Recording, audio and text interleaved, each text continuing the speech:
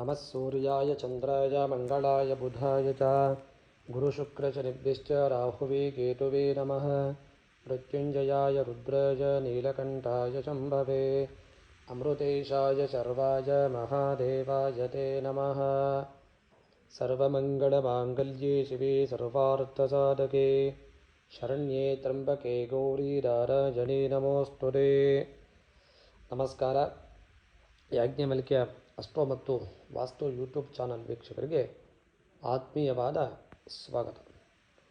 ಸ್ನೇಹಿತರೆ, ಕಳೆದ 15 ದಿನಗಳಿಂದ ದ್ವಾದಶ ರಾಶಿಗಳ ಬಗ್ಗೆ, ಅದೇ ರೀತಿಯಲ್ಲಿ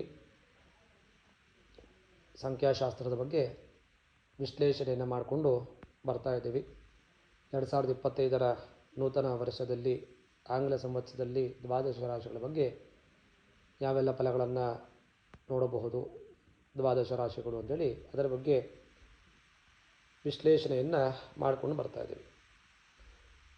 ಇವತ್ತಿನ ಈ ಸಂಚಿಕೆಯಲ್ಲಿ ಯಾವ ನಕ್ಷತ್ರದಲ್ಲಿ ಜನಿಸಿದರೆ ಶ್ರೀಮಂತರಾಗ್ತಕ್ಕಂಥ ಒಂದು ಯೋಗ ಅಥವಾ ಭೋಗ ಸಿಗುತ್ತೆ ಅಂತೇಳಿ 27 ನಕ್ಷತ್ರಗಳ ಬಗ್ಗೆ ಕೂಲಂಕುಷವಾಗಿ ಸ್ವಲ್ಪ ಮಟ್ಟಿಗೆ, ಅಂದರೆ ಮೈನ್ ಏನು ಬೇಕು ಆ ನಕ್ಷತ್ರದಲ್ಲಿ ಜನಿಸಿದಾಗ ಯಾವೆಲ್ಲ ಫಲಗಳು ಸಿಗುತ್ತೆ ಅಂತೇಳಿ ಚಿಕ್ಕದಾಗಿ ಅದರ ಬಗ್ಗೆ ವಿಶ್ಲೇಷಣೆಯನ್ನು ಮಾಡ್ತಾ ಅದರ ಬಗ್ಗೆ ವಿಚಾರಗಳನ್ನು ತಿಳಿಸೋಣ ಅಂತ ಒಂದು ಪ್ರಯತ್ನವನ್ನು ಮಾಡ್ತಾಯಿದ್ದೀವಿ. ಒಂದು ನಕ್ಷತ್ರದ ಬಗ್ಗೆ ತೆಗೆದುಕೊಂಡಾಗ ಸರಿಸುಮಾರು 1 ಗಂಟೆ ಅಥವಾ 40 ನಿಮಿಷ ಸಮಯ ಬೇಕಾಗತ್ತೆ. ಆದರೆ 27 ನಕ್ಷತ್ರಗಳ ಬಗ್ಗೆ ನಾವು ತೆಗೆದುಕೊಂಡಾಗ ವಿಚಾರಗಳನ್ನು ತುಂಬ ಸಮಯ ಹಿಡಿಯುವ ಒಂದು ಕಾಲ ಜಾಸ್ತಿ ಆಗುತ್ತೆ. ಹಾಗಾಗಿ ಸೂಕ್ಷ್ಮವಾಗಿ 27 ನಕ್ಷತ್ರಗಳ ಬಗ್ಗೆ ಚಿಕ್ಕದಾಗಿ ಚೊಕ್ಕವಾಗಿ ಈ ನಕ್ಷತ್ರದಲ್ಲಿ ಜನ್ಮಿಸಿದಾಗ ಯಾವೆಲ್ಲ ಫಲಗಳು ನಡೆಯುತ್ತೆ ಅಂತೇಳಿ ಅದರ ವಿಚಾರವನ್ನು ಇವತ್ತು ವಿಶ್ಲೇಷಣೆಯನ್ನು ಮಾಡೋಣ. ಸಾಮಾನ್ಯವಾಗಿ ನಕ್ಷತ್ರಗಳಲ್ಲಿ 27 ಅಂತೇಳಿ ಹೇಳಿದ್ದೇವೆ. ಅದೇ ನಕ್ಷತ್ರಗಳಲ್ಲಿ 3 ಭಾಗಗಳಾಗಿ ವಿಂಗಡಣೆಯನ್ನು ಮಾಡಿದ್ದಾರೆ. ದೇವಗಣ ಮತ್ತು ಮನುಷ್ಯಗಣ, ರಾಕ್ಷಸಗಣ ಅಂತೇಳಿ 3 ಭಾಗಗಳಾಗಿ ವಿಂಗಡಿಸಲಾಗಿದೆ. ಜ್ಯೋತಿಷ್ಶಾಸ್ತ್ರದಲ್ಲಿ ವ್ಯಕ್ತಿಗಳ ಗುಣಲಕ್ಷಣಗಳನ್ನು ಗಣಗಳ ಪ್ರಕಾರ ಲೆಕ್ಕ ಹಾಕ್ತೀವಿ ಅಂತೇಳಿ ಅದು ವಿಚಾರ ಗೊತ್ತಿರ್ತಕ್ಕಂಥದ್ದು ಎಲ್ಲರಿಗೂ. ಭಾರತೀಯ ನಮ್ಮ ಈ ಸಂಪ್ರದಾಯದಲ್ಲಿ ಜ್ಯೋತಿಷ್ಯಕ್ಕೆ ಸಾಕಷ್ಟು ಪ್ರಾಮುಖ್ಯತೆ ಇದೆ ಅಂತೇಳಿ ಗೊತ್ತಿದೆ.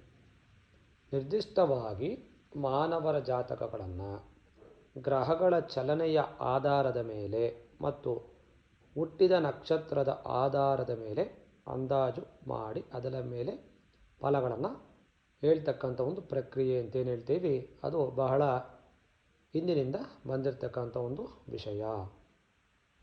ವಿಶೇಷವಾಗಿ ಜನ್ಮ ನಕ್ಷತ್ರಗಳ ಸಾಮರ್ಥ್ಯದ ಮೇಲೆ ಅವರ ಭವಿಷ್ಯವನ್ನು ನಿರ್ಧರಿಸಬಹುದು. ಅಂದರೆ ಒಂದು ನಕ್ಷತ್ರದಲ್ಲಿ ಎಕ್ಸಾಂಪಲ್ ಅಂದರೆ ಅಶ್ವಿನಿ ನಕ್ಷತ್ರ ಮೊದಲಿರ್ತಕ್ಕಂಥದ್ದು. ಅಶ್ವಿನಿ ನಕ್ಷತ್ರದಲ್ಲಿ ಜನ್ಮವನ್ನು ಒಂದು ಮಗು ತಾಳಿದಾಗ ಆ ಮುಂದಿನ ಜೀವನ ಯಾವ ಥರ ಇರುತ್ತೆ ಅಂತೇಳಿ ಆ ನಕ್ಷತ್ರದ ಮೇಲೆ ನಾವು ಕ್ಯಾಲ್ಕುಲೇಟ್ ಅಂದರೆ ಲೆಕ್ಕವನ್ನು ಹಾಕಿ ನಿರ್ಧಾರವನ್ನು ಮಾಡಬಹುದು ಅಂತೇಳಿ ಹೇಳ್ಬೋದು. ಅದೇ ರೀತಿ ಜ್ಯೋತಿಷ್ಯದ ಪ್ರಕಾರ ಗ್ರಹಗಳು ನಕ್ಷತ್ರಗಳ ಅಧಿಪತಿಗಳು ಮತ್ತು ದೇವತೆಗಳು ಅಂಥೇಳಿ ಪ್ರಧಾನ ದೇವತೆಗಳು ಅಂಥೇಳಿ ವಿಂಗಡಣೆಯನ್ನು ಮಾಡ್ತಾರೆ. ನಕ್ಷತ್ರಗಳನ್ನು ದೇವ ಮತ್ತು ರಾಕ್ಷಸ ಮನುಷ್ಯ ಗಣಗಳಾಗಿ 3 ಭಾಗಗಳಾಗಿ ವಿಂಗಡಿಸಲಾಗಿದೆ ಅಂತ ಆಗಲೇ ಹೇಳ್ತೀವಿ. ಜ್ಯೋತಿಷ್ಶಾಸ್ತ್ರದಲ್ಲಿ ಆ ವ್ಯಕ್ತಿಗಳ ಗುಣ ಅಂದರೆ ಹುಟ್ಟಿರ್ತಕ್ಕಂಥ ವ್ಯಕ್ತಿಯ ಗುಣಗಳನ್ನು, ಆ ಲಕ್ಷಣಗಳನ್ನು ಅದರ ಮೇಲೆ ಕ್ಯಾಲ್ಕುಲೇಟ್ ಮಾಡಿ ಹೇಳ್ತಕ್ಕಂಥ ಒಂದು ವಿಚಾರಗಳನ್ನು ಇವತ್ತಿನ ದಿನ ನಾವು ವಿಚಾರಗಳನ್ನು ನೋಡಬಹುದು. ಅದೇ ಸಮಯದಲ್ಲಿ ಪ್ರತಿ ನಕ್ಷತ್ರವು ಒಂದು ಪ್ರಾಣಿ ಅಥವಾ ಪಕ್ಷಿ, ಮರವನ್ನು ಹೊಂದಿದೆ ಅಂತೇಳಿ ಹೇಳ್ಬೋದು. ಅಂದರೆ ಒಂದೊಂದು ನಕ್ಷತ್ರಕ್ಕೆ ಒಂದು ಪ್ರಾಣಿ, ಒಂದು ಪಕ್ಷಿ ಮತ್ತು ಅದಕ್ಕೆ ಆದ ವಿಶೇಷವಾದ ಒಂದು ಪ್ರಕೃತಿ ಇರತಕ್ಕಂಥ ಒಂದು ಮರ ಅಂತೇನು ಹೇಳ್ತೀವಿ, ಒಂದೊಂದು ಜಾತಿಯ ಮರಗಳನ್ನು ವಿಂಗಡಣೆಯನ್ನು ಮಾಡಿದ್ದಾರೆ. ಅದೇ ರೀತಿಯಾಗಿ ಆ ನಕ್ಷತ್ರಗಳಲ್ಲಿ ಕೆಲವು ಸ್ತ್ರೀ ನಕ್ಷತ್ರಗಳು ಮತ್ತು ಇನ್ನು ಕೆಲವು ಪುರುಷ ನಕ್ಷತ್ರಗಳಾಗಿ ವಿಂಗಡಣೆಯನ್ನು ಮಾಡಿದ್ದಾರೆ ಅಂಥೇಳಿ ಹೇಳ್ಬೋದು. ಅಶ್ವಿನಿ ನಕ್ಷತ್ರದಿಂದ ಹಿಡಿದು ರೇವತಿ ನಕ್ಷತ್ರದವರೆಗೆ 27 ನಕ್ಷತ್ರಗಳ ಗುಣಲಕ್ಷಣಗಳನ್ನು ನಾವು ಇಂದಿನ ದಿನದಲ್ಲಿ ವಿಚಾರಗಳನ್ನು ಜನನದ ಸಮಯದಲ್ಲಿ ನಕ್ಷತ್ರಗಳ ಆಧಾರದ ಮೇಲೆ ಯಾವ ಜನ್ಮ ಚಿಹ್ನೆಯನ್ನು ನಿರ್ಧರಿಸಲಾಗುತ್ತದೆ ಅಂಥೇಳಿ ಮತ್ತು ಅವುಗಳ ಗುಣಲಕ್ಷಣಗಳನ್ನು ಯಾವೆಲ್ಲ ವಿಧಾನದಿಂದ ನಿರ್ಣಯವನ್ನು ಮಾಡಲಾಗಬಹುದು ಅಂಥೇಳಿ ಕೂಲಂಕುಷವಾಗಿ ಸ್ವಲ್ಪ ಮಟ್ಟಿಗೆ ಅದರ ಬಗ್ಗೆ ವಿಚಾರಗಳನ್ನು ಇಂದಿನ ಒಂದು ವಿಡಿಯೋದಲ್ಲಿ ನಾವು ವಿಶ್ಲೇಷಣೆಯನ್ನು ಮಾಡೋಣ. ಪ್ರಾರಂಭದಲ್ಲಿರ್ತಕ್ಕಂಥದ್ದು ಅಶ್ವಿನಿ ನಕ್ಷತ್ರ ಅಂಥೇಳಿ ಗೊತ್ತು.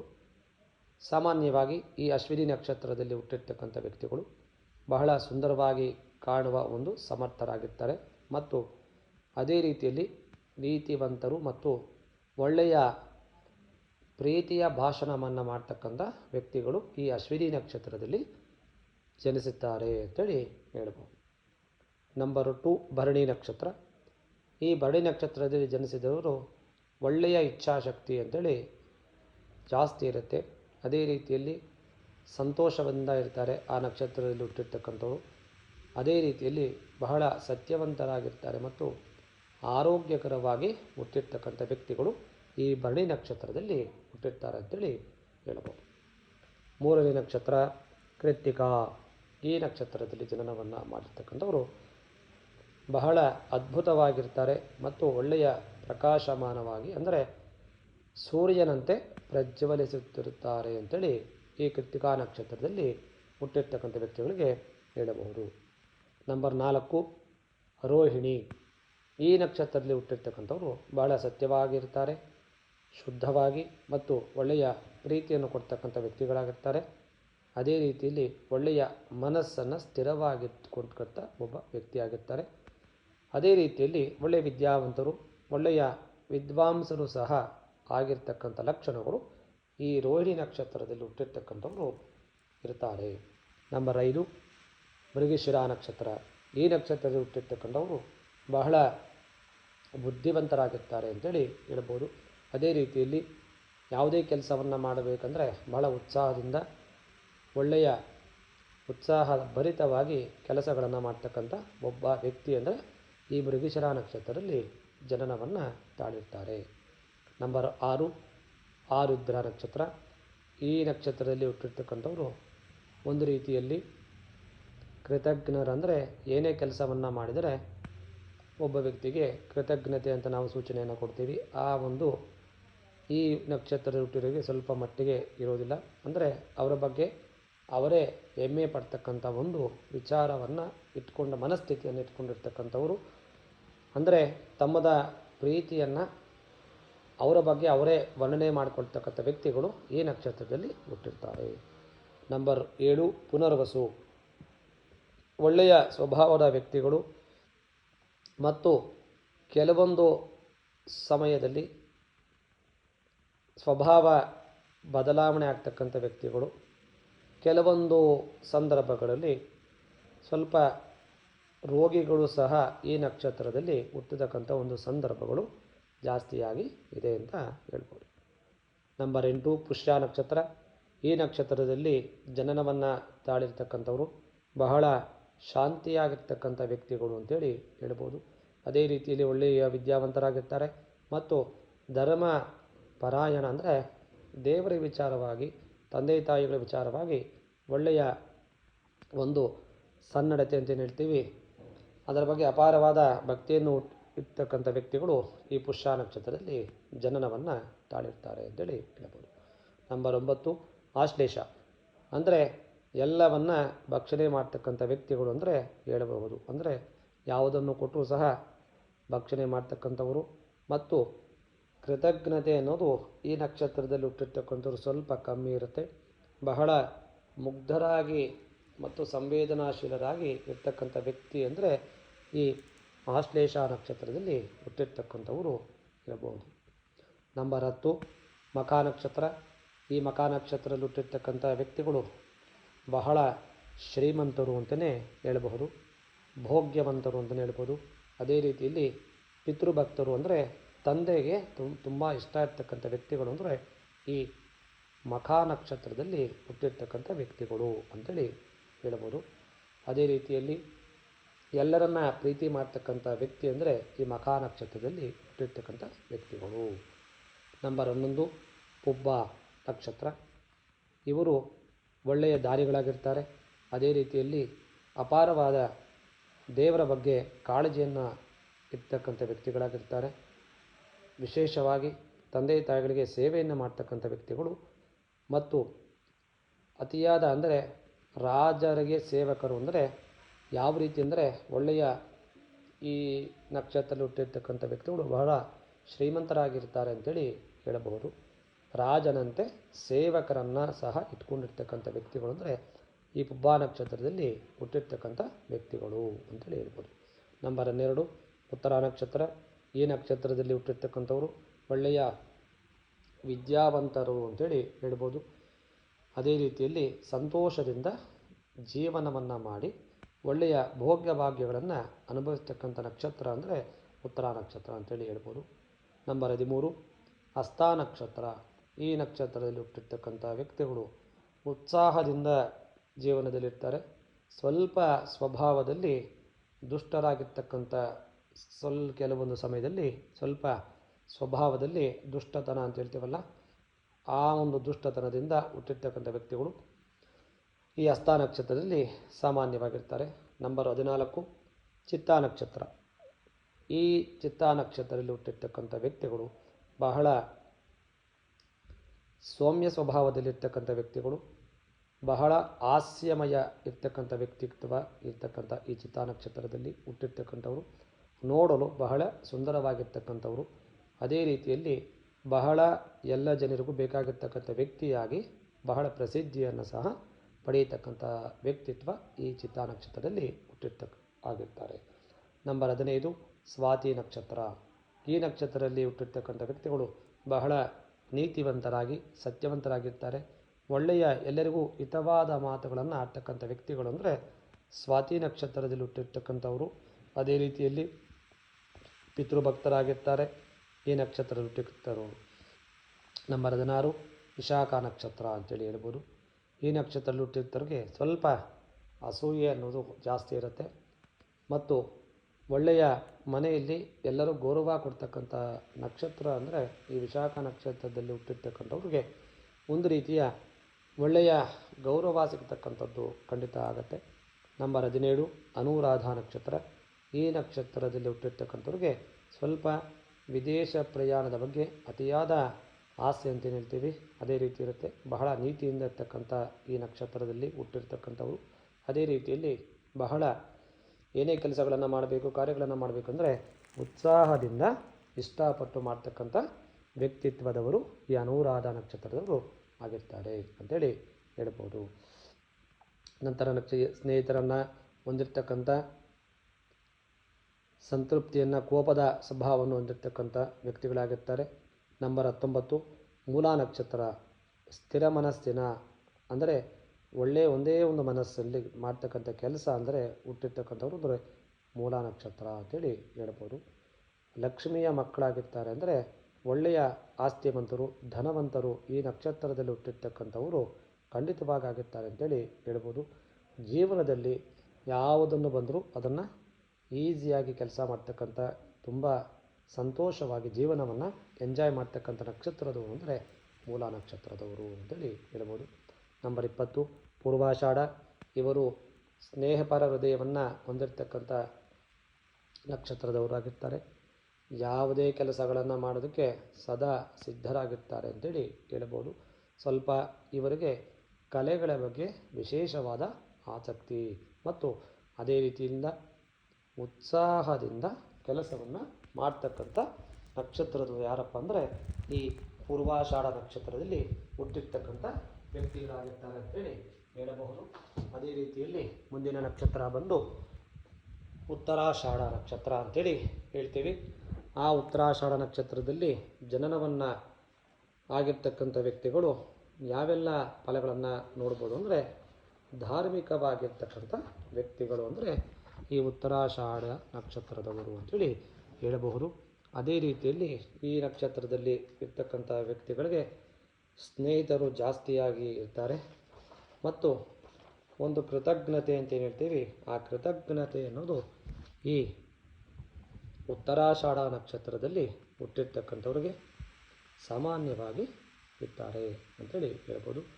ನಂತರ ನಂಬರ್ 22 ಶ್ರವಣ ನಕ್ಷತ್ರ. ಈ ನಕ್ಷತ್ರದಲ್ಲಿ ಹುಟ್ಟಿರ್ತಕ್ಕಂಥವರು ಉದಾರವಾದ ಸ್ವಭಾವವನ್ನು ಇಟ್ಕೊಂಡಿರ್ತಾರೆ.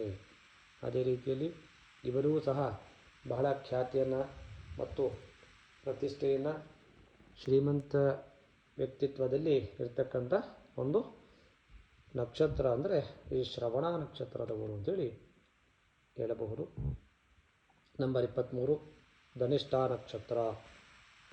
ಈ ನಕ್ಷತ್ರದಲ್ಲಿ ಹುಟ್ಟಿರ್ತಕ್ಕಂಥವರು ದಾನಿಗಳಾಗಿರ್ತಾರೆ. ಅದೇ ರೀತಿಯಲ್ಲಿ ಲೇವಾದೇವಿ ಅಂದರೆ ಹಣದ ಸಂಬಂಧವಾದ ಕೆಲಸ ಕಾರ್ಯಗಳಲ್ಲಿ ವಿಶೇಷವಾದ ಆಸಕ್ತಿಯನ್ನು ಹೊಂದಿರ್ತಾರೆ. ಅದೇ ರೀತಿಯಲ್ಲಿ ಬಹಳ ಸಂಗೀತ ಪ್ರಿಯರು ಅಂತೇನು ಹೇಳಬಹುದು. ನಂಬರ್ 24 ಶತಭಿಷ ನಕ್ಷತ್ರ. ಈ ನಕ್ಷತ್ರದಲ್ಲಿ ಹುಟ್ಟಿರ್ತಕ್ಕಂಥ ವ್ಯಕ್ತಿಗಳು ಸ್ವಲ್ಪ ರೀತಿಯಲ್ಲಿ ಕೋಪ ಜಾಸ್ತಿಯಾಗಿರುತ್ತೆ. ಯಾವುದಾದರೂ ಒಂದು ವ್ಯಸನಕ್ಕೆ ಒಳಗಾಗಿರ್ತಕ್ಕಂಥ ನಕ್ಷತ್ರದವರು ಅಂದರೆ ಶತಭಿಷ ನಕ್ಷತ್ರದವರು ಅಂತೇಳಿ ಹೇಳಬಹುದು. ಅದೇ ರೀತಿಯಲ್ಲಿ ಬಹಳ ಜೀವನದಲ್ಲಿ ಸಾಹಸಮಯದಿಂದ ಜೀವನವನ್ನು ಸಾಗಿಸ್ತಾ ಇರ್ತಾರೆ ಈ ನಕ್ಷತ್ರದವರು. 25 ಪೂರ್ವಾಭಾದ ನಕ್ಷತ್ರ. ಇವರಿಗೆ ಯಾವುದೇ ಸಂತೋಷವನ್ನು ತೃಪ್ತಿಕರವಾಗಿ ಅನುಭವಿಸಲು ಸಾಧ್ಯವಿಲ್ಲ ಅಂತೇಳಿ ಹೇಳಬಹುದು. ಅಂದರೆ ಏನೇ ಕೆಲಸ ಮಾಡಿದ್ರೂ ತೃಪ್ತಿ ಅನ್ನೋದು ಈ ನಕ್ಷತ್ರದಲ್ಲಿ ಹುಟ್ಟಿರ್ತಕ್ಕಂಥವ್ರಿಗೆ ಸಾಮಾನ್ಯವಾಗಿ ಇರೋದಿಲ್ಲ. ಒಳ್ಳೆಯ ಶ್ರೀಮಂತ ಮನೆತನದಲ್ಲಿ ಹುಟ್ಟಿರ್ತಾರೆ. ದಾನವನ್ನು ಕೊಡ್ತಕ್ಕಂಥ ವ್ಯಕ್ತಿತ್ವದವರು ಇವರಾಗಿರ್ತಾರೆ ಅಂತೇಳಿ ಹೇಳಬಹುದು. ನಂತರದಲ್ಲಿರ್ತಕ್ಕಂಥದ್ದು ಉತ್ತರಾಭಾದ್ರ ನಕ್ಷತ್ರ ಅಂತೇಳಿ 26. ಈ ನಕ್ಷತ್ರ ಹುಟ್ಟಿರ್ತವ್ರಿಗೆ ಹೆಚ್ಚು ಸಂತಾನ ಆಗ್ತಕ್ಕಂಥದ್ದು ಜಾಸ್ತಿ ಇರುತ್ತೆ. ಅದೇ ರೀತಿಯಲ್ಲಿ ಧಾರ್ಮಿಕ ಪ್ರವೃತ್ತಿ ಅಂದರೆ ದೇವರಿಗೆ ಸಂಬಂಧಪಟ್ಟಂಥ ಕೆಲಸ ಕಾರ್ಯಗಳಲ್ಲಿ ಸ್ವಲ್ಪ ಗಮನ ಜಾಸ್ತಿ ಇರುತ್ತೆ ಅಂತೇಳಿ ಹೇಳಬಹುದು. ಅದೇ ರೀತಿಯಲ್ಲಿ ಒಳ್ಳೆಯ ವಾಗ್ಮಿಗಳು ಅಂದರೆ ಚೆನ್ನಾಗಿ ಮಾತಾಡ್ತಕ್ಕಂಥ ವ್ಯಕ್ತಿತ್ವದವರು ಈ ಉತ್ತರಾಭಾದ್ರ ನಕ್ಷತ್ರದಲ್ಲಿ ಜನನವನ್ನು ತಾಳಿರ್ತಾರೆ ಅಂತೇಳಿ ಹೇಳ್ಬೋದು. ನಂಬರ್ 27 ರೇವತಿ ನಕ್ಷತ್ರ. ಈ ರೇವತಿ ನಕ್ಷತ್ರದಲ್ಲಿ ಹುಟ್ಟಿರ್ತಕ್ಕಂಥವರು ಸಾಮಾನ್ಯವಾಗಿ ಯಾವುದಾದರೂ ಒಂದು ಪೊಲೀಸ್ ಇಲಾಖೆ ಅಥವಾ ಮಿಲಿಟರಿ ಆಗಿರ್ಬೋದು, ಅದಕ್ಕೆ ಸಂಬಂಧಪಟ್ಟ ಹಾಗೆ ಕೆಲಸವನ್ನು ಮಾಡ್ತಕ್ಕಂಥ ಇವರು ಆಗಿರ್ತಾರೆ. ಒಳ್ಳೆಯ ಶುದ್ಧ ಹಸ್ತರಾಗಿರ್ತಾರೆ. ಒಳ್ಳೆಯ ನೋಡೋದಕ್ಕೆ ಸುಂದರಾಗಿರ್ತಕ್ಕಂಥ ವ್ಯಕ್ತಿತ್ವ ಅಂದರೆ ಈ ರೇವತಿ ನಕ್ಷತ್ರದಲ್ಲಿ ಹುಟ್ಟಿರ್ತಕ್ಕಂಥ ವ್ಯಕ್ತಿಗಳು ಅಂತೇಳಿ ಹೇಳಬಹುದು. ಈ ರೀತಿಯಾಗಿ ತುಂಬ ಚಿಕ್ಕದಾಗಿ ಚೊಕ್ಕವಾಗಿ ಈ 27 ನಕ್ಷತ್ರಗಳ ಬಗ್ಗೆ ನಾವು ಇಂದಿನ ವಿಡಿಯೋದಲ್ಲಿ ವಿಶ್ಲೇಷಣೆಯನ್ನು ಮಾಡಿ ಒಂದೇ ಒಂದು ಲೈನ್ ಅಂದರೆ ಒಂದೇ ಮಾತಿನಲ್ಲಿ ಹೇಳಬೇಕಂದ್ರೆ ಈ ನಕ್ಷತ್ರದಲ್ಲಿ ಜನಿಸಿದವರು ಸಿಂಪಲ್ ಆಗಿ ಅಂತ ಹೇಳ್ತೇವಲ್ಲ, ಈ ರೀತಿಯ ಒಂದು ಫಲಗಳನ್ನು ಅನುಭವಿಸ್ತಾರೆ ಅಂತೇಳಿ ಖಚಿತವಾಗಿ ಹೇಳಬಹುದು. ಮುಂದಿನ ವಿಡಿಯೋಗಳಲ್ಲಿ ಇನ್ನು ಇದರ ಬಗ್ಗೆ ಹೆಚ್ಚಿನ ವಿಷಯಗಳನ್ನು ವಿಶ್ಲೇಷಣೆಯನ್ನು ಮಾಡೋಣ. ಎಲ್ಲರಿಗೂ ಒಳ್ಳೆಯದಾಗಲಿ. ನಮಸ್ಕಾರ.